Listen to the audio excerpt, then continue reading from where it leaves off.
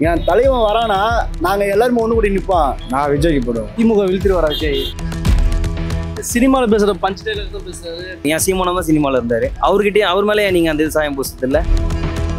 விஜய் வந்து சிஎம் ஆவாரா? அதுக்கெல்லாம் வாய்ப்பே இல்லை.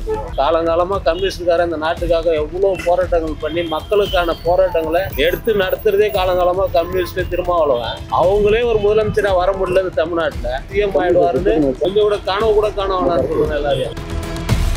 நானும் இத்தனை வருஷமா திமுக தான் ஓட்டு போட்டு இருந்தேன். ஆனா அந்த மனநிலை வந்து இன்னைக்கு எங்களோட வாழ்வாதாரத்தை பார்த்து இன்னும் ரொம்ப ஒரு எதிர்பார்ப்பு அதிகமா இருக்குது விஜய் அவர்கள் கிட்ட.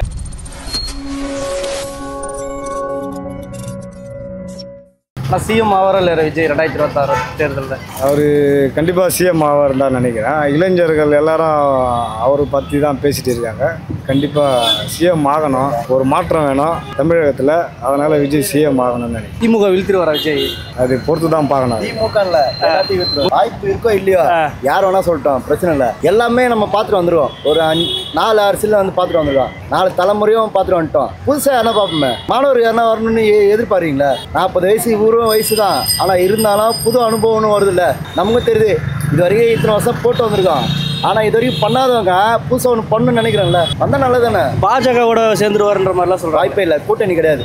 இல்லை பாஜகவை ரொம்ப சாஃப்டாக விமர்சனம் பண்ணுறாங்க. இளைஞர்கள் எவ்வளோ பேர் கண்ணு முழிச்சு எவ்வளோ வேலை செய்கிறாங்க, எவ்வளோ இது பண்ணியிருக்காங்க தெரியுமா? ஒரு மாநாடுக்கு அவ்வளோ பண்ணோம். ஆனால் அவர் அரசியல் வரக்கும்போது நாங்கள் பண்ணுன்றதுக்கு நிறைய செய்வோம். கண்டிப்பாக சொல்லுவா, என் தலைவன் வரானா நாங்கள் எல்லாருமே ஒன்று கூடி நிற்போம். நான் மட்டும் இல்லை, என் ஃபேமிலியில் மொத்தம் ஒரு 40 பேர் வச்சுங்க. என் ஒருத்தனைக்கு 40 பேர்னா ஒவ்வொரு ஃபேமிலிக்கு இருக்குல்ல, யோசிச்சு பாருங்க. திமுக மட்டும் தான் ஃபேமிலி இத்தனை பேர் இருக்காங்க, ஓட்டு போறாங்க. அவங்க ஃபேமிலியில் திமுக மட்டும் இருக்காங்க. ஆனா டிவிக்கு என் தளபதி எல்லாருமே வருவோம். எனக்கு என் ஃப்ரெண்ட் அவங்களுக்கு ஒரு வரலாறு இருக்குல்ல, 40 ஆண்டுகால வரலாறு இருக்குல்ல. இருக்குதான். ஆண்டுகால ஏமாற்றம் தான் சார் மிச்சம். மக்கள் ஏமாற்றம் நிறைய அடைஞ்சிருக்காங்க. ஃப்ரீ பஸ் கொடுத்துருக்காங்க, 1000 ரூபாய் ஊக்கத்தொகை கொடுக்குற பெண். அதனால என்ன பயன் சொல்லுங்க? 1000 ரூபாய் கொடுத்துட்டா மகளிருக்கு எல்லாமே ஒரு மாசத்துக்காக எல்லாமே அவங்க செலவு எல்லாமே போயிடுமா? இன்னமும் மினி பஸ் தனியாருக்கு விட்டு இன்னும் சாவடிக்கிறாரு. அடித்தட்டு மக்கள் எப்படி வாழ்வாருன்னு நினைச்சே பாக்கலையா? 5 ஆண்டு கால ஆட்சியில அது வந்து விஜய் வந்து நிறைவேற்றிடுவாரா? கண்டிப்பா நிறைவேற்றுவார் சார்.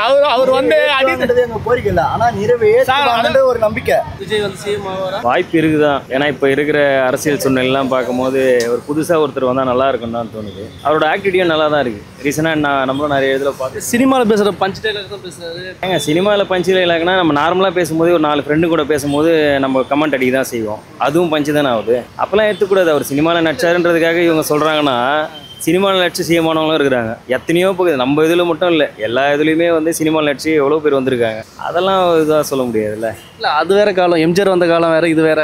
ஏங்க எம்ஜிஆர் வந்த காலம்னா அப்பயே டிஜிட்டல் மீடியா இல்லாத காலம். அப்போ இருந்ததுன்னா அவர் இன்னும் ஃபேமஸ் ஆகிருப்பார். இப்போ டிஜிட்டல் மீடியாவும் இருக்குது. இப்போது எல்லாருமே என்ன பண்ணுறாங்க ஏது பண்ணுறாங்க ஃபுல்லாக வெட்ட வெளிச்சமாக தெரிஞ்சிடுது. ஆனால் பனையூர்லேருந்து அறிக்கை விட்டுருக்காரு. பனையூர் பண்ணையார்லாம் சொல்கிறாங்க. ப்ரோ சொல்கிறவங்க சொல்லிகிட்டே தான் இருப்பாங்க ப்ரோ. இல்லை ப்ரோ, நீங்கள் மட்டும் தான் சொல்கிறீங்க களத்துக்கு. இல்லை விஜய் ரசிகர் அஜித் ரசிகர் அது மாதிரிலாம் ஒரு இது கிடையாது. நீங்கள் ஏன் எப்பவுமே பேசும்போது இப்போ ஒருத்தர் அரசியலில் நுழையிறாரு, அப்படி நுழையிறாருன்னும் போது ஒருத்தர் வந்து இவர் சினிமாவில் இருந்தவர் அப்படி ஏன் சொல்கிறீங்க? சீமானம் தான் சினிமாவில் இருந்தார். அவர்கிட்டயே அவர் மேலே நீங்கள் அந்த சாயம் பூசதில்லை. இவருக்கும் வந்து ஒரு நல்லது செய்யணும்னு தோணுது, அவருக்கும் ஒரு நல்லது செய்யணும்னு தோணலாம். பேசிக்கிட்டே இருக்கிறதால என்ன ஆகிட போகுது நீங்கள் சொல்லுங்கள்? ஒரு 4 ப்ரெஸ் மீட்டு 10 ப்ரெஸ் மீட்டு நீங்கள் போட்டுக்கிட்டே இருக்கிறீங்க, பேசிக்கிட்டே இருக்கீங்க. என்ன பிரோஜனம் அதில்? ஏன் நீங்கள் வெயிட் பண்ண மாட்டேன்றீங்க? ஒரு குறிப்பிட்ட காலம் கிடைச்சா தானே அதுக்கான ஒரு நேரம் அவங்க பேசுறதுக்கான, அவங்க பேசுகிறத கேட்கறதுக்கான ஒரு சூழ்நிலை உருவாகும் போது தானே மக்கள் எல்லாருமே கேட்க ஆரம்பிப்பாங்க.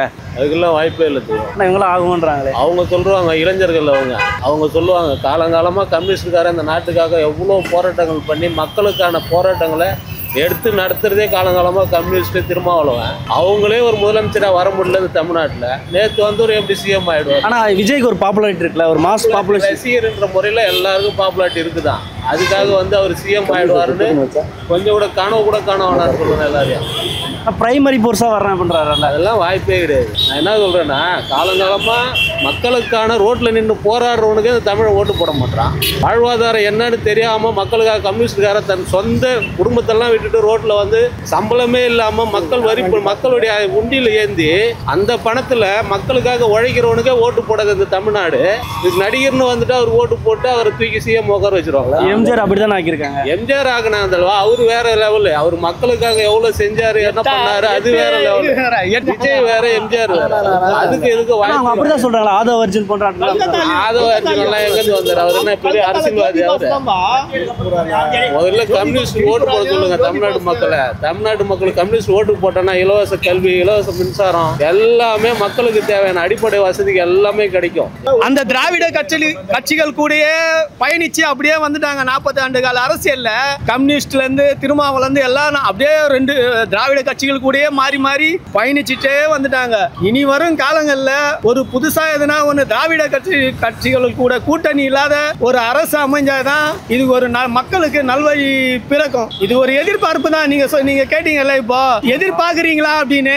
திராவிட கட்சி எதிர்பார்க்க, நானும் இத்தனை வருஷமா திமுக தான் ஓட்டு போட்டு இருந்தேன். ஆனா அந்த மனநிலை வந்து இன்னைக்கு எங்களோட வாழ்வாதாரத்தை பார்த்து இன்னும் ரொம்ப ஒரு எதிர்பார்ப்பு அதிகமா இருக்குது விஜய் அவர்கள் கிட்ட. அவர் கண்டிப்பா வரணும், வந்து இந்த மாதிரி அடித்தட்டு மக்கள் இருந்து நல்லது செய்யணும், எல்லாருக்குமே நல்லது செய்யணும். ஆனா முதல்ல இந்த அடித்தட்டு மக்களுக்கு நல்லது செய்யணும்னு நாங்க கோரிக்கை வைக்கிறோம். முதல்ல எங்களை மாதிரி ஆட்டோ டிரைவர் கிட்டத்தட்ட எத்தனையோ ஆயிரம் பேர் இந்த சென்னையில ஆட்டோ ஓட்டுறாங்க. அவங்களுக்கு சாதாரண இப்போ ஒரு 2 வருஷம் 3 வருஷத்துக்கு முன்னாடி திறந்த ஸ்விக்கி, ஜொமேட்டோ அவங்களுக்கு கூட ஒரு தங்கும் இடம் அப்படின்னு சொல்லிட்டு ஒன்று திறகுறாங்க. ஆனா இந்த ஆட்டோ டிரைவர்களுக்காக என்ன பண்ணாங்க இந்த எந்த அரசாங்கமும் என்ன பண்றாங்க? நசுக்கின்னு தாங்கிறாங்க இந்த ஆட்டோ தொழிலாளர்களை. எப்படியாவது ஆட்டோவை ஒழிக்கணும், ஆட்டோ தொழிலாளரை ஒழிக்கணும் அப்படின்னு தான் வந்து அரசாங்கம் நினைக்கிறத வசி அவங்களுக்கு ஒரு நல்ல ஒரு வாழ்வாதாரத்தை அமைச்சு கொடுக்கணும்னு நினைக்கவே கிடையாது. கண்டிப்பா அவர் வந்தா மாத்தணும். கண்டிப்பா திமுகவை வீழ்த்துவாரா, அதிமுகவை வீழ்த்துவாரா அப்படின்லான்ட்டு ஒரு இது கிடையாது. மேபி ஒரு அது அடுத்த கட்டமா ஒரு பெரிய கட்சியா வர்றதுக்கு வாய்ப்புகள் இருக்கு. 2026 சிஎம் ஆகிறதுக்கான வாய்ப்புகள்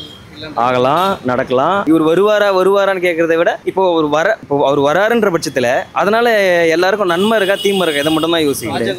கூட்டணி போயிடுவாருன்ற இல்லை, நான் என்ன சொல்கிறேன், பாஜகவோட கூட்டணியே இப்போ நீங்கள் ஒரு கூட்டணின்னு ஒன்று வைக்கணும்னு நீங்கள் ஏதோ ஒரு அரசியல் கட்சியாக இருக்கட்டும், எதில் கூட்டணி வச்சா என்ன, கூட்டணி வைக்கலாம் என்ன? சரி, இப்போ எந்த கூட்டணி வந்து அந்த மாதிரி நல்லது செஞ்சதுன்னு நீங்கள் நினைக்கிறீங்க? திமுக தான் சொல்கிறாங்க. ஃப்ரீ பஸ் கொடுத்துருக்காங்க, 1000 ரூபாய். ப்ரோ, நீங்கள் இல்லை சராசரி மனுஷனா யோசிங்க. ஃப்ரீ பஸ்ன்னு சொல்லாதீங்க. நீங்கள் கட்டின வரி பணம், நான் கட்டின வரி பணம் எல்லாத்துல தான் அந்த வண்டி போகுது. ஃப்ரீ பஸ்ன்னு அதை சொல்லவே கூடாது, புரியுதுங்களா? கட்டணமில்லா இதுன்னு சொன்னாலும் சரி, அதை வந்து இந்த ஆட்சி தான் வந்து, நான் அப்படி பார்த்தீங்கன்னா இதுக்கு முன்னாடி ஆட்சியில் வந்து அம்மா உணவகம் இருந்தது. அது விலையில்லா உணவகம்னு சொன்னாங்களா? அம்மா உணவகம் தான் சொன்னாங்க. காசை பற்றின ஒரு பேச்சு கிடையாது, எதுவும் கிடையாது. ஒரு விஷயம் பண்ணுறது வந்து இப்போ அரசியல் ரீதியாகவே நான் பொதுவாகவே சொல்கிறேன், ஒரு அரசியல் ரீதியாகவே ஒருத்தவங்க வந்து ஏதோ ஒன்று செய்கிறாங்கன்னு வச்சிங்களேன், அவங்களுடைய ஒரு ஸ்டாம்ப் அதில் வச்சிடுறது, எங்கள் கட்சி மூலியமாக கிடச்சிது, இந்த கட்சி மூலியமாக கிடச்சிது, அந்த மாதிரி இது போக வேண்டாம்ல. மக்களுக்கு தானே செய்கிறீங்க.